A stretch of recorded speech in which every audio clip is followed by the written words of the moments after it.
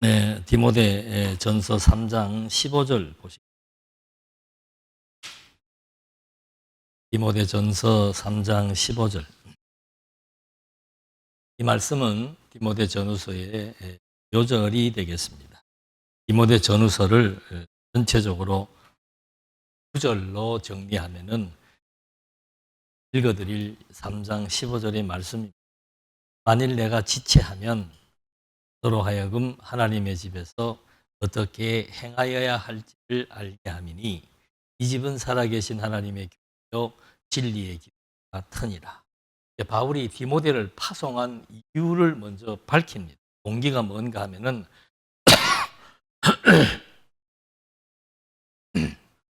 바울이 지금 에베소 교회를 언제 방문하게 될지 모르기 때문에 디모데를 에베소 교회에 파송했다.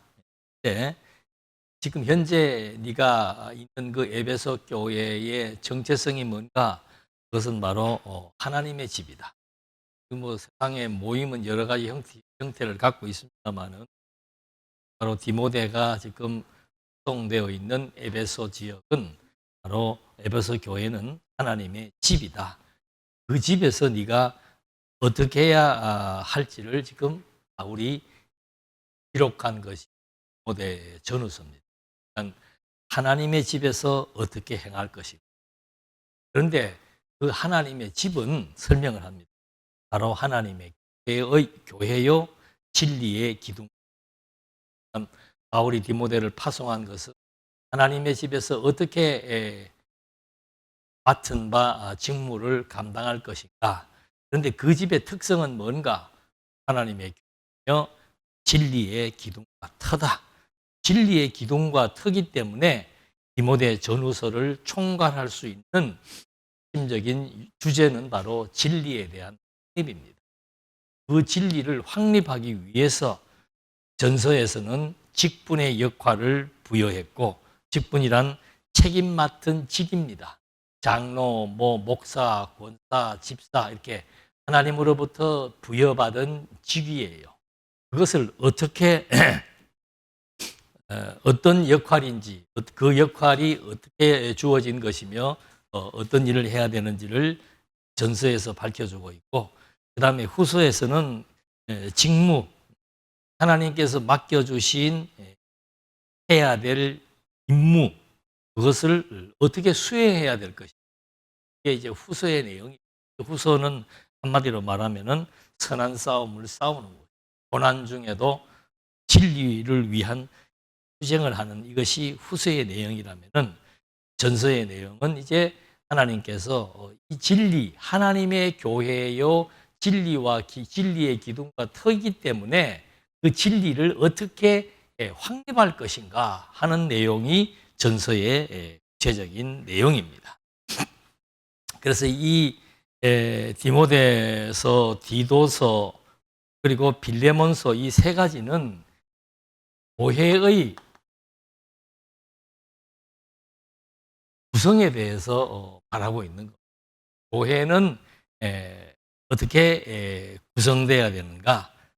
교회를 체계적으로 완성하기 위한 핵심적인 요소는 뭔가? 뭐 여러 가지가 있겠습니다만은 교회를 완성하기 위한 핵심적인 요소라고 하는 것은 바로 디모데서에서 말한 대로, 여기 디모데서는 이제 교회의 방향성을 제시해 줍니다.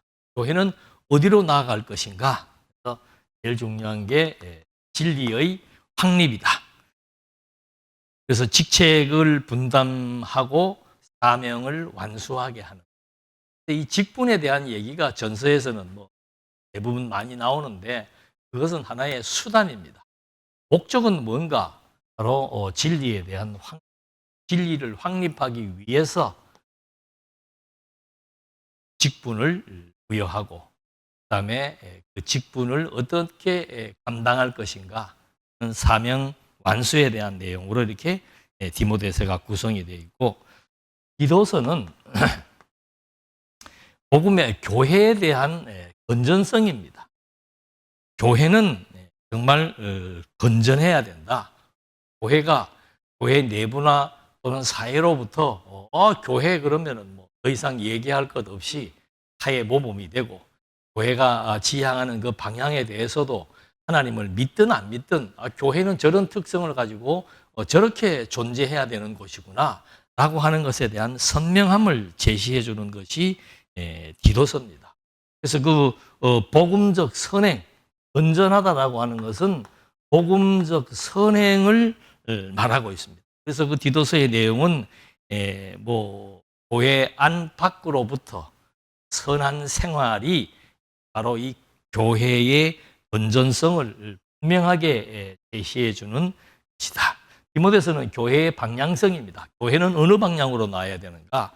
하나님의 집이고 진리의 기둥과 터기 때문에 진리를 확립하는 방향, 이거는 뭐 분명한 거죠. 그 다음에 디도서는 진리를 향해서 나아가는 교회는 두 번째 선행입니다. 선행, 건전해야 된다는 거죠. 여러 가지 면에서 건전해야 된다. 그 다음에 빌레몬서는 이거는 교회의 윤리관을 제시해 주고 있습니다. 교회는 성도 간에 분명한 질서가 있어야 된다. 그래서 성도와 성도 간의 관계가 어떻게 관계를 형성해야 되는, 비록 사회에서는 주인과 노예의 관계라고 할지라도 또는 채무 관계가 있다고 할지라도 이 문제를 어떻게 정리해서 교회가 아름답게 질서를 유지하며 성도 간에 이렇게 기본적인 윤리를 지켜나가야 될 것인가.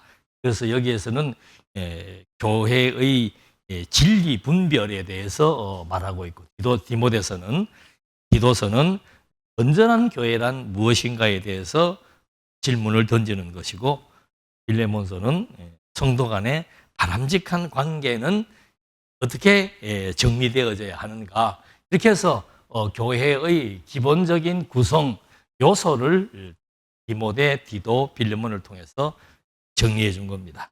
그래서 이 디모데의 전후서의 주제는 방금 말씀드린 대로 진리의 확립입니다.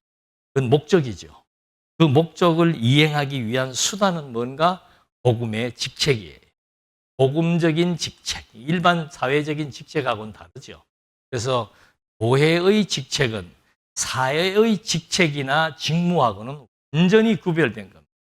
그런데 이 진리를 모르니까 교회가 하나님의 진리요, 하나님의 진리와 기둥과 터라는 사실을 모르니까 교회에서 받는 직책도 사회하고 똑같이 어떤 뭐 여러 가지 그런 기준들을, 사회적 기준을 가지고 와서 장로를 시키고 권사를 시키고 이런 식으로 되어버리면 이제 교회는 부패하고 타락하게 됩니다.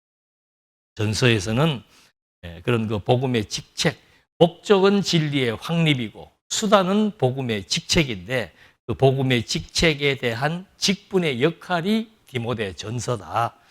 그래서 그 직분의 역할은 뭐 딴 거 없습니다. 복음의 보존과 전파, 이게 핵심이에요. 그거를 위해서, 복음의 확립을 위해서 장로고 목사고 뭐 집사고 다 필요하고, 그것이 교회 내부의 질서로 자리매김되어져서 한 가지 목적, 교회는 진리의 전당이기 때문에 진리를 확립하기 위한 그 일을 위해서 각자에게 주어진 임무, 각자에게 하나님께서 부여하신 은사, 그걸 따라서 이제 일을 하는 것이고, 후서는 어떻게 수행할 것인가? 한 가지라고 그랬습니다. 선한 싸움이다.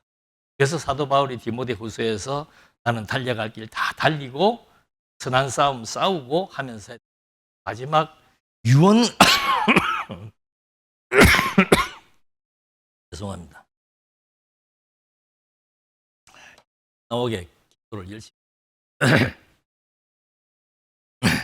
그래서 그 유언의 핵심 내용도 결국은 직무 수행을 어떻게 할 것인가, 선한 싸움에 대한 내용처럼 전개가 되고, 디모데 전서의 그 배경에 대해서는 바울이 이 에베소에서 사역하고 있는 디모데에게 썼다고 본문의 요절에서도 그 교회 사역에 대한 원리, 그리고 실제적인 방안 이런 거를 이제 제시해 주면서 질서를 잡아 나가고 건강하게 성장시키려고 하는 그런 목적을 가지고 기록이 되었다. 근데 중요한 것은 뭔가 하면은 초대교회 모든 교회들이 다 교회 내부에 문제가 있습니다. 근데 에베소 교회의 문제는 더 아주 긴박한 문제고 교회가 이렇게 막 분열되어질 수밖에 없는 그런 상황에 접해 있습니다. 고린도 교회보다 더 심각한 그런 상황들입니다. 고린도 교회는 뭐 서로 이렇게 나는 뭐 누구 파다 해서 시작이 되었다면 이 지금 에베소 교회는 교회에 거짓 교사들이 들어와 있는 겁니다.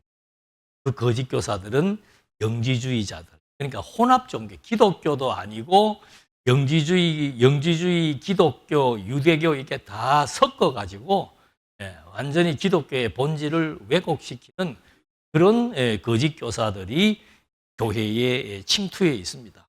여러분이 한번 상상을 해 보십시오.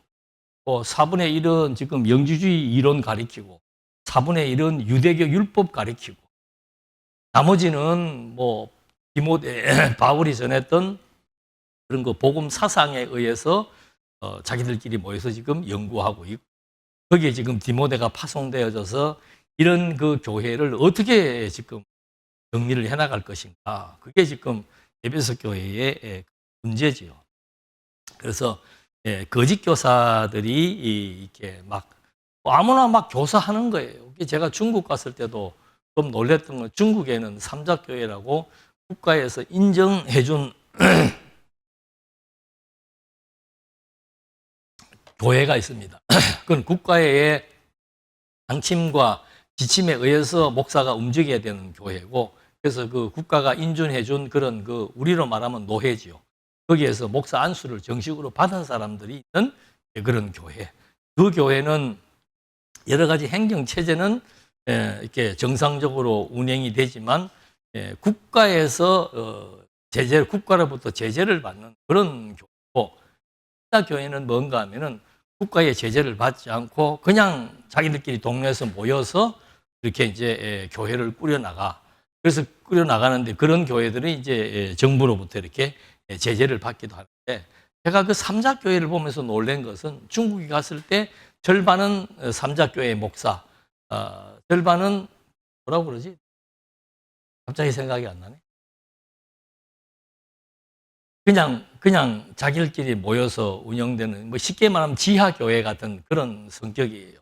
그 두 부류의 목회자들이 이제 모여서 공부들을 했었는데, 삼자교회는 그 목사 나름대로의 어떤 그 체계가 있어요. 근데 일반 그냥 자기들끼리 모여서 이렇게 지역사회에서 활동했던 그런 목회자들은 안수도 받은 사람도 없고, 그냥 아무나 그냥 뭐 내가 가르칠게.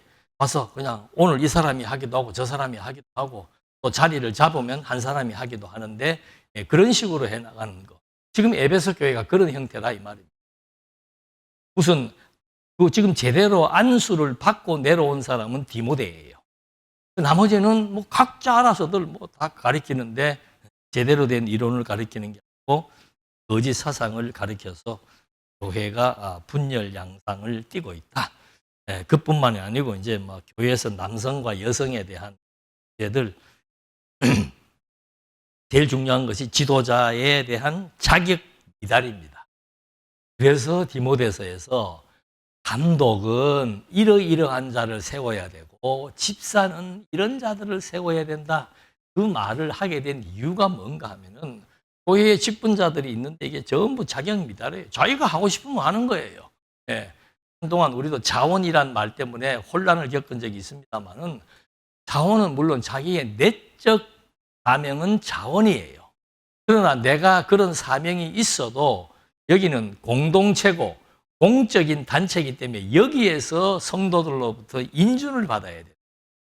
그래서 가르치는 일을 하든 의사의 일을 하든 우리가 이 사람은 평생도록 이 일을 하겠다는 사람에 대해서는 전 교인들이 모여서 투표를 해서 인정을 받아서 집사나 권사나 장로의 일을 수행해야 되는데, 에베소 교회는 뭐 교회가 세워진 지도 얼마 안 되고 초대교회에서 그런 직분에 대한 개념들이 희박하니까 이제 뭐 자격 미달자들이 이제 다 선생 노릇을 하고 거짓 것을 가리켰다. 이것이 교회 내부의 큰 문제입니다. 그 다음에 두 번째는 사회적인 문제입니다. 가난한 자와 과부에 대한 문제.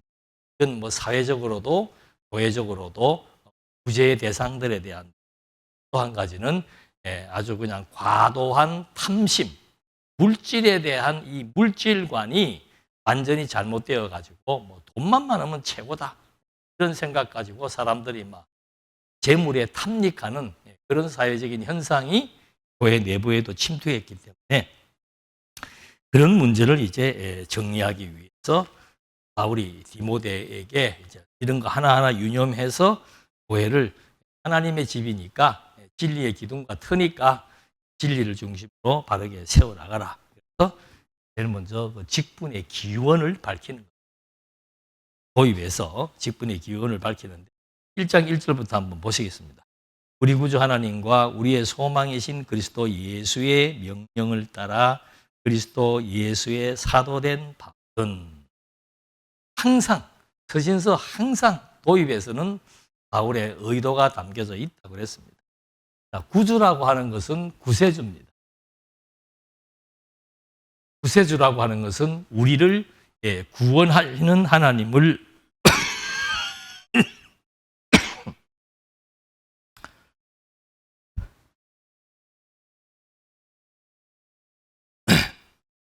성부 하나님은 에베소서 1장 3절로 7절까지 해서 구원에 대한 예정을 하신 분입니다.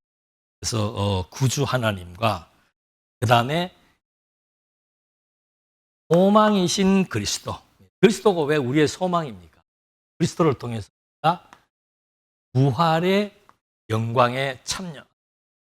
그리스도로 말미암아 영원한 생명을 얻게 되었다는 이것이 그리스도의 재림으로 말미암아 완성되기 때문에 그것은 바로 우리에게 소망이 되는 사역이다. 그래서 구원을 예정하신 하나님, 구원을 완성하신 그리스도. 이것이 이제 바울이 직분의 기원을 밝힙니다. 그의 무엇을 따라? 명령을 따라 사도가 되었다. 그러니까 예를 들어서 나는 몇 년도에 어느 노예에서 목사 안수를 받았고 학교를 어디 나왔고 하는 것처럼 사도 바울은 자신의 사도직을 어떻게 밝히는가 하면은 성부 하나님, 성자 예수 그리스도의 명령에 의해서 사도가 됐다. 이렇게 밝히고 시작을 하는 겁니다. 그래서 이 명령 체계를 통해서 바울은 뭘 밝히려고 하는가 하면은 사도가 되었다는 이 명령 체계를 통해서 바울 사도직에 대한 정통성, 바울이 사도가 된 것은 하나님 아버지 그리스도 예수에 의해서 사도가 되었다는 것을 밝히는 겁니다. 또 한 가지는 이제 여기 그 디모데서의 핵심이 진리에 대한 확립이라고 그랬죠. 바울이 증거했던 복음 진리에 대한 사도직에 대한 정통성, 복음에 대한 정통성, 그걸 이제 앞으로 밝히기 위해서 시작을 하는데 사도에서 끝나는 게 아니고 그 다음에 2절에 뭐가 나옵니까? 믿음 안에서 참 아들 된 디모데에게. 디모데는 믿음 안에서, 이 믿음이라는 것은 사도 바울이 가지고 있는 하나님의 예정, 그리스도의 구속의 완성에 대한 확신을 말하는 겁니다. 그러니까 바울이 가지고 있는 복음의 정통성을 디모데도 지금 가지고 있다. 그게 믿음 안에서라 이 말입니다. 아들이라고 하는 말은 이건 뭐 혈육적 관계에서의 핵심을 얘기하는 거예요. 여기서 아들이라는 말을 쓴 이유가 뭡니까? 바울이 구세주 하나님 소망의 그리스도의 명령에 의해서 사도가 되었는데 디모데는 사도된 바울의 무엇이다? 믿음의 아들이다 이 말이에요. 그러니까 디모데 너도 나하고 똑같이 복음의 정통성과 직분의 정통성을 가지고 있다. 이걸 여기서 이제 밝혀주는 겁니다. 그러면서 하나님 아버지와 그리스도 예수 우리 주께로부터 은혜와 긍휼과 평강이 있을지어다. 은혜라고 하는 것은 구속의 성질이지요. 인간의 노력이나 선택으로 주어진 것이 아니고 무조건적인 하나님의 선물이다. 이걸 이제 창세전 하나님의 선택에 의해서 주어진 구속이 바로 은혜라는 것을 말해주고 있고, 긍휼은 하나님의 사랑에 기초한 겁니다. 그래서 에베소서 1장 3절 7절에도 하나님의 사랑 안에서 창세전 선택한 것이 은혜고, 그 다음에 긍휼은 하나님의 사랑 안에서 거룩하고 흠이 없게 하시려고 하나님의 아들을 삼았다는 것이 구속의 동기입니다. 이 바로 긍휼을 말하는 것이고, 그 구속의 결과가 평강이다. 그래서 다시 하나님과 하나가 되어져서 하나님의 뜻에 순복하는 거, 이게 평강이죠. 그런 의미에서 이제 바울이 1장 1절로 2절 말씀에서 직분에 대한 기원을 밝힘으로써 정말 지금 에베소 교회에 여러 가지 많은 일들을 하고 있지만 그 사람들은 정통성을 부여할 사람이 있고 부여하지 못할 사람이 있다. 그걸 누가 하는가? 바로 정통성을 가지고 있는 사도 바울, 그리고 바울이 파송한 디모데에 의해서 에베소 교회, 하나님의 집이요 하나님의 교회요 진리의 기둥과 터인 그 에베소 교회를 이제 바로잡겠다, 이런 의도를 가지고 1절로부터 2절에서 말씀을 한 겁니다. 그렇다면 왜 이런 의도를 통해서 복음의 정통성과 직분의 정통성을 밝혔는가? 3절에 내가 마게도냐로 갈 때 너를 권하여 에베소에 머물라 한 것은 어떤 사람들을 명하여 다른 교훈을 가르치. 자, 그러니까 에베소 교회는 어떤 사람들이 있다는 거예요. 다른 교훈을 가르치는, 거짓 교훈을 가르치는 자들이 있기 때문에 너는 그런 다른 교훈을 가르치지 말고 신하와 끝없는 족보에 몰두하지 말게 하려 함이니라. 이런 것은 믿음 안에 있는 하나님의 경륜을 이룬보다 도리어 변론을 내는 거예요. 그러니까 그 다른 교훈이라고 하는 것은 뭐 앞에서도 말한 대로 영지주의적인 그런 그 이론들. 그래서 이 사람들은 신도 우리처럼, 우리는 이제 성부, 성자, 성령을 얘기하지만 그 본질은 영원하신 하나님이라고 얘기해서 하나님은 한 분이다, 유일하신 분이다라고 정의를 하는, 여기는 선한 신이 있고, 그게 영주주의 이론이에요. 선한 신이 있고 악한 신이 있고, 신이 여러 명이에요. 선한 신이 있고 악한 신이 있고, 여기 에온이라고 해서 또 구원을 얻게 해줄 수 있는 그런 신적인 존재가 있고, 이렇게 신관이 다양하다는 얘기죠. 그리고 구원도 그리스도를 믿음으로 구원을 얻는 것이 아니고, 그래서 여기서도 그리스도의 소망이신 그리스도를 밝히는 거예요. 그리스도를 믿음으로 구원을 얻는 것이 아니고 율법을 지켜서 구원을 얻는다거나 아니면은 새로운 지식을 경험함으로, 신비적인 지식을 경험함으로 구원에 얻을 수 있다라고 가르치기도. 뭐 하여튼 그런 다른 교훈들을 지금 교회에서 가르치는 사람이 있다. 그리고 뭐 신화, 이것은 물론 로마와 그리스 신화를 의미합니다만은 이것이 바로 혼합된 종교적인 의미를 가지고 그런 신화를 갖고 성경과 연결을 시켜서 가르쳐서 사람들로 하여금 완전히 기독교가 왜곡되게 혼란스럽게 만드는 거. 그 다음에 로마 황제가 죽으면은 그 로마 정치인들이 죽은 황제를 신으로 규정을 합니다. 그래서 그 죽은 황제를 신으로 둔갑을 시켜서 신을 숭배하는 황제 숭배. 그래서 살아있는 황제도 결국에는 신적 권위를 가지게 돼요. 그러니까 신이라고 하는 이름이 붙여져 버리면은 기독교의 신과 서로 대립되기 때문에 이것이 교회 안에 들어와서 하나님도 섬겨야 되지만 로마 황제도 섬겨야 돼요. 우리가 무슨 일을 제대로 하려면은 정부에 잘 호응을 해야 되기 때문에 로마 황제도 섬겨야 돼. 이런 식으로 지금 교회가 혼란스러워지고, 뭐 그래서 신화, 그 다음에 뭐 족보. 그래서 이 족보도 그래요. 아담, 셋, 노아를 영적인 족보라고 영주주의들은 얘기합니다. 실제적으로 존재한 사람의 족보가 아니고 선한 사람들, 이 선한 계보로 가리켜서 영적인 족보를 가진 사람이다. 그래서 이 뱀은, 사탄은, 구약에 나타나 있는 하나님은 아담과 하와를 에덴 동산에서 쫓아냈기 때문에 영적인 성장을 방해한 신이다. 그래서 뱀이 등장을 해서 그들에게 지혜를 깨우치게 해서 영적인 성장을 도모한다. 그러니까 밑도 끝도 없는 얘기가 아니고 성경에 있는 얘기를 가지고 사람들에게 자기들의 관점으로 가리키다 보니까 교회가 혼란스러워져 있기 때문에 너는 다른 교훈을 가르치지 마. 그러니까 이 지금 디모데는 어떤 디모데는 믿음의 아들이기 때문에 사도 바울과 디모데는 같은 복음을 갖고 있다는 거죠. 그렇기 때문에 너는 다른 얘기하지 마라. 그래서 이렇게 다른 얘기하는 자들은 도리어 하나님의 뜻을 이루는 것보다는 결론을 내는 것이다. 결론이라고 하는 것은요, 단순한 이렇게 뭐 이론적인 어떤 이런 토론이나 뭐 이런 게 아니고 교회의 본질과 목적을 훼손시키는 그런 분열의 원인이 되는 거예요. 예를 들어서 오늘날 우리가 교회에서 이념 논쟁을 벌인다. 그럼 교회는 분열돼 버려요. 똑같아요.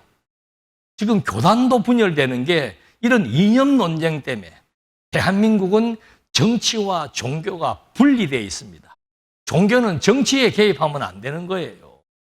근데 교회가 타락을 하니까 정치 색채를 띠게 되기 시작을 하고 교회 교인들이 막 정치적인 논쟁을 하기 시작하면 그건 뭐 당연히 진리도 없습니다. 진리보다 더 우선하는 것이 이념이 돼버린단 말이에요. 이렇게 돼버리면 교회는 완전히 분파되어 버리고 하기 때문에 그런 식의 변론처럼 고대에도 진리와 비진리가 서로 이렇게 막 논쟁하는 그거는 바람직하지 않다. 그래서 너는 진리가 무엇이고 비진리가 무엇인가를 정확하게 가르쳐서 거기에 합당하지 않은 사람들에 대해서는 출교시켜라. 이게 이제 바울의 얘기입니다. 그러면서 5절에서는 이 교훈의 목적은 청결한 마음과 선한 양심과 거짓이 없는 믿음에서 나오는 사랑이거늘. 그러니까 교훈의 목적은 뭔가 하면은 하나님과 그리스도의 사랑을 확증시키는 거예요. 창세전 그리스도 안에서 우리를 예정하사 하나님의 아들들이 되게 하신 이것은 바로 하나님 사랑의 발로라 이 말입니다. 그거를 지금 전해야 된다. 이 말은 사랑이라는 말의 의미는 바로 에베소서 1장 3절로 7절 말씀에 나와 있는 성부 하나님의 창세전 예정과 성자 하나님의 구속의 완성과 성령 하나님의 깨닫게 하심의 역사, 이것을 바로 사랑이라고 얘기한 겁니다. 그래서 정결한 마음이라는 것은 속죄의 결과로 주어지는 깨끗한 마음, 욕심이, 탐심이 사라지게 되는 그런 마음을 의미하고, 선한 양심은 하나님의 선한 뜻을 분별할 수 있는 그런 지각을 의미하는 것이고, 거짓 없는 믿음이라는 것은 바로 하나님의 선택, 그리스도의 구속을 믿는, 이것이 거짓 없는 믿음이다. 바울이 전해왔던 복음의 진리의 내용을 이런 식으로 이제 표현해서 설명을 압축을 한 겁니다. 그래서 6절 사람들이 이에서 벗어나 헛된 말에 빠져 율법의 선생이 되려 하나 자기가 말하는 것이나 자기가 확증하는 것도 깨닫지 못하더라. 이 벗어난다는 것은 신앙의 탈선을 의미하는 겁니다. 그러니까 이게 그냥 뭐 믿음이 약하거나 또는 신앙생활을 게을리하는 게 아니고, 기독교 생활을 하다가 어디 무속인이 된다, 무속으로 간다라든지, 기독교인이 천주교로 가. 기독교와 천주교는 우리 개혁주의 개신교와 천주교는 본질이 다릅니다. 그래서 천주교로 간다라든지 다른 종교로 귀환하는 이런 것들이 바로 의미하는 것인데, 이렇게 헛된 말에 빠져가지고 이제 그런 결과를 초래하면 안 된다. 그리고 또 한 가지는 이제 율법을 가르치는 선생들이 많이 있었는데 그들은 자기가 하는 말도 제대로 알지 못하고 우리도 그렇잖아요. 율법에 대해서 얘기하면은 그 율법 성경 신구약 성경 전체를 통한 율법을 바르게 이해한다는 것은 예수님이 선언했잖아요. 율법은 내게 대하여 증거하는 것이다.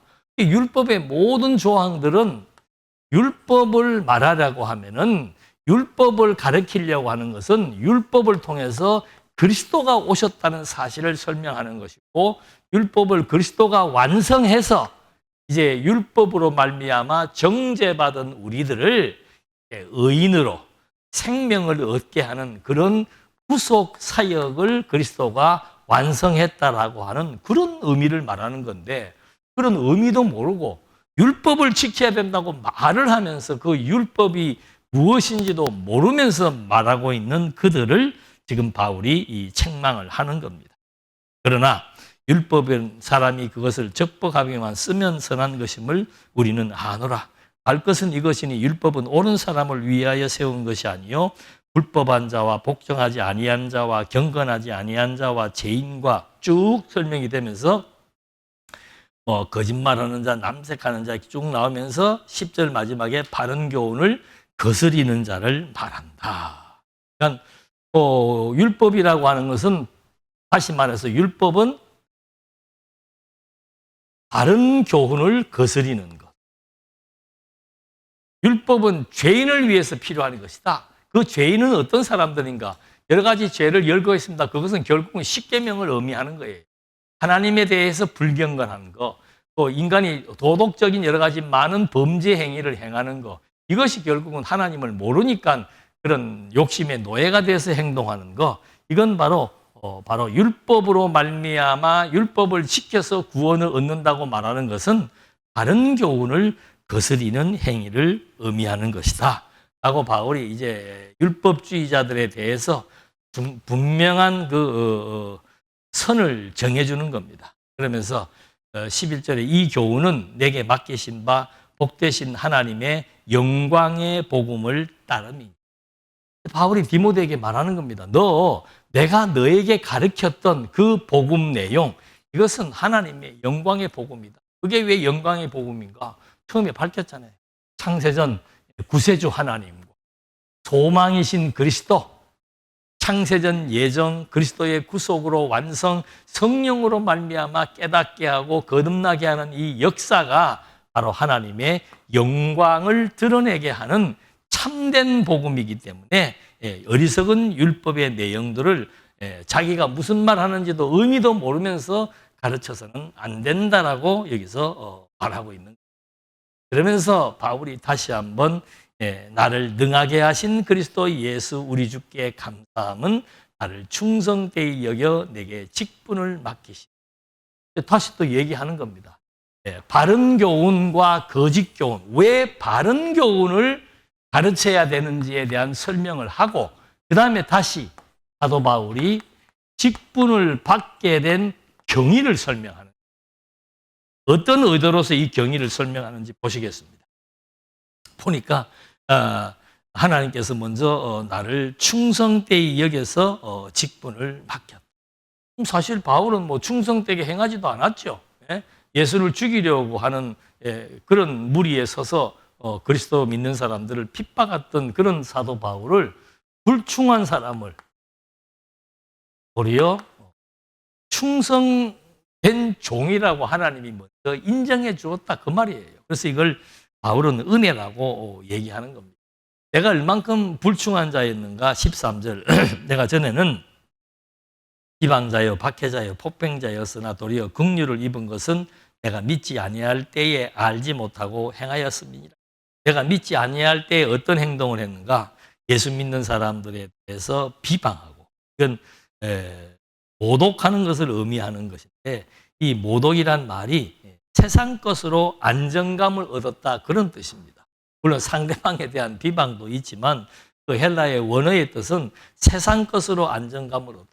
사도 바울은 거의 국회의원 수준에 하는 그런 위치에 있었고, 장관 위치에 있었고, 그리고 미국의 시민권, 지금도 미국 시민권 달라면 이제 뭐 얼마를 내라 그러더라.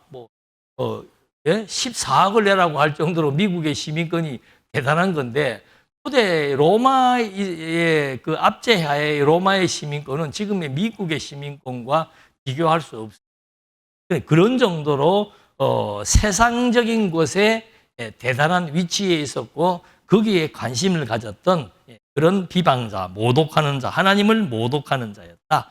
하나님 의지하는 것보다 세상적인 것에 가치를 두는 이것이 바로 하나님을 모독하는 자. 박해자라는 것은 추격해가지고 고통을 주는 자. 그러니까 사도 바울은 예수 믿는 사람들 쫓아가서 다메섹까지 가가지고 체포영장 받으러 가는 그런 사람이었다. 그리고 폭행자였다. 악의를 품고 그리스도인들을 경멸하고 인권을 유린하고 스데반이 처형당하는 그 자리에서도 처형당하는 것이 마땅하다고 가패를 던졌던 그런 자였다. 이건 어떤 면에서 보면 그리스도와 완전히 대적하는 그런 사람이었다 이 말입니다. 근데 그런 사람을 하나님께서 어떻게 해요? 충성된 종이라고 인정해 주었다 이 말입니다. 그래서 14절에 우리 주의 은혜가 그리스도 예수 안에 있는 믿음과 사람과 함께 넘치도록 풍성하였다. 그러니까 하나님의 은혜의 풍성함을 깨닫는 것은 과거 사도 바울 자신의 그런 그 불충한 사도로서는 정말 부적격한 그런 자였는데 하나님이 사도로 인정해 주었다는 이것이 바울에게는 늘 은혜의 감격이에요. 그러니까 그 은혜의 감격이 식지 않으니까 바울이 순교까지 할 수 있는 거란 말이에요. 어떤 고난과 억울함과 정말 별 누명을 다 쓰고 매를 맞고 굶고 고문을 당했어도 그것을 이길 수 있는 동력은 바로 뭔가 하면 하나님의 은혜. 바울을 향하신 하나님의 은혜. 여러분들은 과연 무엇을 은혜라고 여기고 살고 있습니까? 여러분들을 이 어려운 현실 속에서 지탱해주는 그 은혜는 뭡니까? 그거 한번 각자 곰곰이 한번 생각해 보시죠. 나는 무엇을 하나님의 은혜라고 내가 여기며 살고 있는지. 바울은 이런 자신의 과거 그리스도 믿기 이전의 자기의 행태가 그럼에도 불구하고 즉 그리스도의 행동을 하고 살았음에도 불구하고 하나님이 자기를 충성되이 여겨주었다는 이것이 정말 사도 바울로 하여금 사명으로 살아가게 했던 원동력이었다. 믿부다 이 말이요. 이 말은 믿을 만한 말이다. 모든 사람이 받을 만한 이 말이다. 무엇이? 그리스도 예수께서 죄인을 구원하시려고 세상에 임하셨다 하였도다. 죄인 중에 내가 예수니라. 그러니까 바울이 이 말을 한 이유는 뭡니까? 결국은 그리스도가 죄인을 구속하기 위해서 십자가에 죽으시고 부활하심으로 말미암아 내가 하나님의 자녀가 되었고 그리스도를 믿는 믿음의 사람이 되었다라고. 이걸 지금 사도 바울이 그 직분의 경위를 통해서 결국은 그리스도의 구속의 은총을 밝히고 내가 그리스도의 구속으로 말미암아 믿음의 결과로 하나님의 자녀가 되었다는 이것이 사도 바울에게는 정말 은총으로 다가왔다는 사실을 여기서 말하고 있는 거예요. 그러면서 그러나 내가 긍휼을 입은 까닭은 예수 그리스도께서 내게 먼저 일체 오래 참으심을 보이사 후에 주를 믿어 영생 얻는 자들에게 본이 되게 하려 하심이니. 그러니까 하나님께서 바울을 먼저 충성되이 여겨주신 이유, 도저히 이거는 충성이 아니고 정말 죄인의 괴수인 사도 바울을 의인이라고 인정해서 하나님의 사람으로 만든 이유는 바로 그리스도의 구속의 은총이 어떠한 것인지를 바울을 통해서 많은 사람들에게 표본이 되게 하기 위해서 그렇게 했다라고 여기에서 증언하고 있는 겁니다. 그러면서 영원하신 왕, 곧 썩지 아니하고 보이지 아니하고 홀로 하나이신 하나님께 존귀와 영광이 영원 무궁하도록 있을지어. 죄인의 괴수를 그리스도의 죽음과 부활을 통해서 구속해 주신 하나님의 긍휼 때문에 사도 바울은 지금 이렇게 하나님에 대한 소개를 하고 있는 거예요. 여기에서도 하나님을 어떻게 소개하고 있는가? 영원하신 왕. 그러니까 영지주의가 말하고 있는 이런 신들하고는 다르다는 것을 여기서 설명하는 겁니다. 이런 말을 하면은 에베소 교회에 있는 영주주의자들은 금방 알죠. 또는 영주주의자들로부터 설명을 들었던 신에 대한 설명을 들었던 사람들은 이것이 바울이 디모데가 증거하는 신은 영주주의자들 혼합 종교에서 말하는 신간하고는 완전히 다르구나. 그런 의미에서 하나님은 영원하신 분.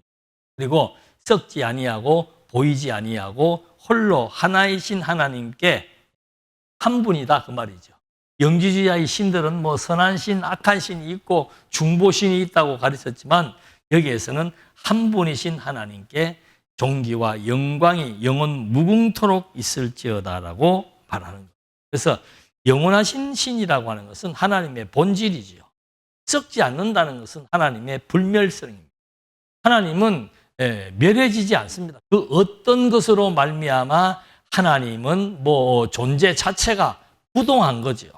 그리고 보이지 않는 시간과 공간과 형상을 초월해서 존재하는 본질 그 자체. 그리고 하나님은 상천하지에 참 신은 하나님밖에 없다라고 하는 사실을 여기에서 한 번 더 주지시켜 주는 겁니다. 그러니까 바울의 직분의 경위를 설명하면서 그리스도의 구속을 설명했고, 그리고 하나님의 존재에 대해서 이제 말하고 있는 거예요. 그러니까 바울이 디모데에게 이런 말을 함으로써 디모데 너는 하나님의 교회에서 무슨 얘기를 해야 되는가? 바로 이러한 하나님을 증거해야 된다. 엊그제 기독교 방송에서 어디 훌륭한 목사님께서 설명을 하면서 무슨 얘기를 하는가 하면 성경 본문을 읽고 해석을 하면서 목회자의 할 일은 뭔가 하면은 이 구약 성경이나 고대 2000년 전에 쓰여졌던 신약 성경 그 이전에 쓰여졌던 구약 성경을 읽고 목사의 하는 일은 현대적으로 재해석하는 일이다. 그런 얘기를 합니다. 그 말이 어떤 부분에서 재해석과 현대적으로 해석하는 게 아니에요. 성경에 기록된 내용의 근본적인 의미를 찾아내는 거라 이 말이에요. 그건 다른 것도 없습니다. 성경을 기록하게 한 분이 누굽니까? 하나님이에요. 그럼 하나님께서 성경을 기록하게 한 목적이 뭡니까? 하나님의 존재를 우리에게 증거해 주기 위해서 또는 증명하고 입증해 주기 위해서 성경을 기록한 거란 말이에요. 현대적인 재해석 필요 없습니다. 그냥 성경의 어느 성경을 읽더라도 하나님은 지금 17절 말씀하고 똑같은 거예요. 영원하신 분이다.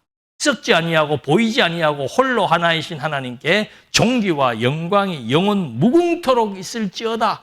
이것을 설명하는 것이 바로 성경 가르치는 교사의 본분인 거죠.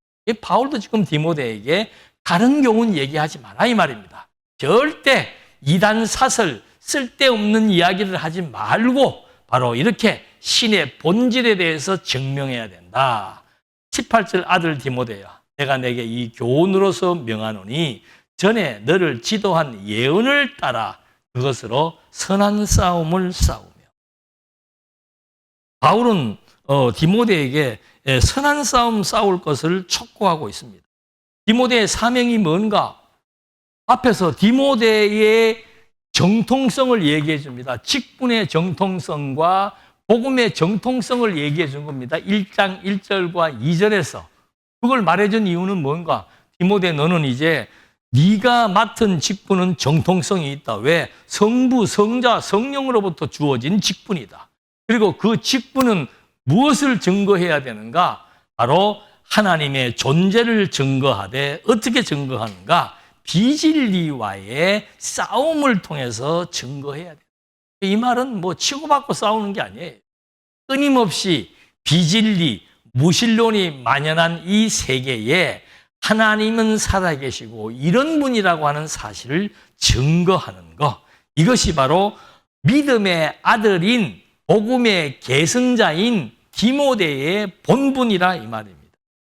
그것을 위해서 선한 싸움을 싸우기 위해서 믿음과 착한 양심을 갖고 믿음은 뭡니까? 그리스도에 대한 내용, 하나님의 존재, 그거를 믿는 그 믿음입니다. 그 믿음을 갖고 착한 양심, 이 착한 양심은 뭐예요? 믿음에 의한 선한 양심을 말합니다. 신앙 양심을 의미하는 거죠. 그러니까 바울이 디모데에게 전수했던 예언의 내용, 그건 바로 하나님의 말씀이죠. 그 말씀에 입각해서 너는 그 믿음에서 이탈되지 않고 신앙 양심에 따라서 선한 싸움을 싸우라고 촉구해 주는 겁니다. 그런데 어떤 이들은 이 양심을 버렸다. 무슨 양심? 믿음에 의한 선한 양심을 버렸다. 그 믿음에 관하여는 파선하였느니.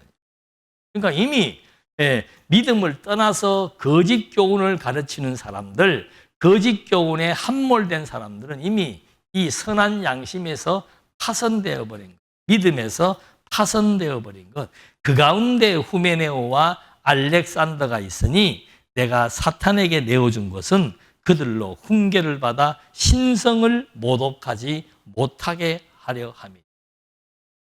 이게 어느 이제 디모데서에 보면 이런 사람들하고 단절하고 이런 사람들을 출교시키고 이런 얘기가 나오지요. 그 이유는 바로 뭔가? 이들이 바로 신성을 모독했기 때문에. 그러니까 복음, 바른 복음을 전하지 못한다는 것은 그 복음의 핵심은 하나님과 그리스도예요.